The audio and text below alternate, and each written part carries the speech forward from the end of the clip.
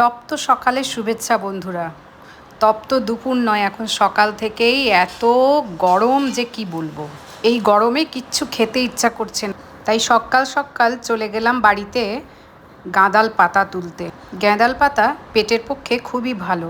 ফিরবার সময় পাশেই কাকা শ্বশুরের বাড়ি, তো সেখানে বাগানে দেখতে গেলাম কি কি হয়েছে। বেশ লেবু ধরে বাগানে, তো এখন লেবুগুলো খুব ছোট, এই যে কুমড়ো গাছ হয়েছে আর গাছে লেবু হয়েছে ছোট ছোট, দেখুন। এগুলো পাতি লেবু আর পাশে ধরেছে গন্ধরাজ লেবু। বৃষ্টির জল পেয়ে ঘাসগুলো অনেক বড় বড় হয়ে গেছে।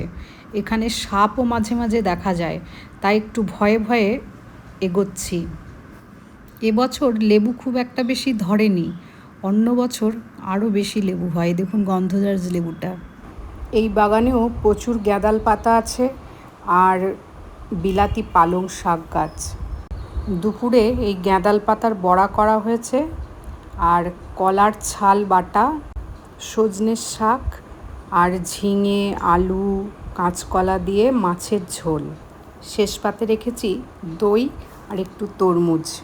এখনকার মতো এইটুকুই বন্ধুরা, দেখা হচ্ছে আবার পরবর্তী ভিডিওতে।